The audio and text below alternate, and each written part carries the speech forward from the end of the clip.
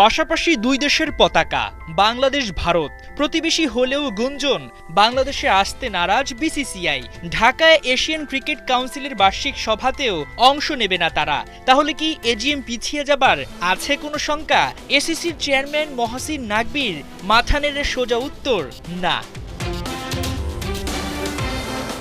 অবশ্য পুরনো খবর, ভার্চুয়ালি বৈঠকে যুক্ত হতে পারে ভারতের কোনো প্রতিনিধি, যদিও এখন অবধি এর কোনো সত্যতা পাওয়া যায়নি। এর মধ্যে আবার শ্রীলঙ্কা, ওমান এবং আফগানিস্তান ভারতের মতো নিয়েছে ইউটার্ন। শোনা যাচ্ছে তাদের বৈঠকে না আসার। তাতে শঙ্কা জাগছে কোরাম সংকটে এজিএম পিছিয়ে যাবার। যদিও নাকবির হাসি সে কথা বলে না। সব মিলিয়ে এসিসির 25টি সদস্য দেশের মধ্যে 16 থেকে 17টি দেশ অংশ নিতে পারে এই সভায়। 24 থেকে 25 জুলাই এই 2 দিন রাজধানীর একটি 5 তারকা হোটেলে হতে যাওয়া এই সভায় আসতে পারে বেশ কয়েকটি গুরুত্বপূর্ণ সিদ্ধান্ত। এশিয়া কাপ টি-20 নিয়ে যে অনিশ্চয়তার কালো মেঘ তৈরি হয়েছে তা কেটে যাবে তো। সেপ্টেম্বরে ভারত ও শ্রীলঙ্কায় যৌথভাবে তা অনুষ্ঠিত হবার কথা থাকলেও সাম্প্রতিক সময় ভারত পাকিস্তান দুই দেশের মধ্যে রাজনৈতিক অস্থিরতায় বেঁধেছে শঙ্কা।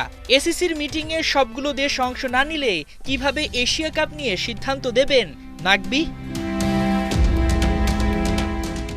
ভারতীয় মিডিয়ার দাবি, এশিয়া কাপ পিছিয়ে গেলে মোটা অঙ্কের ক্ষতির মুখে পড়বে পাকিস্তান, যা দেশটির মুদ্রায় প্রায় 115 কোটি রুপি। এত ঝামেলার মধ্যেও চিলমুডে এসিসি প্রেসিডেন্ট। ব্যস্ততার মাঝে বুধবার ছুটে গেছেন যুব ও ক্রীড়া উপদেষ্টার কাছে। সৌজন্য সাক্ষাতের শুরুতেই রাজধানীর উত্তরায় মাইলস্টোন কলেজ ট্র্যাজেডিতে হতাহতের প্রতি পাকিস্তানের প্রধানমন্ত্রী শাহবাজ শরীফের পক্ষ থেকে গভীর শোক ও সমবেদনা প্রকাশ করেন নাকভি। এছাড়া দুই দেশের মধ্যে ক্রিকেট, হকি এবং কাবাডি নিয়ে সহযোগিতা ও উন্নয়ন বৃদ্ধির উপর গুরুত্বারোপ করা হয় দুই দেশের তরফে। হাসান সজীব, ৭১।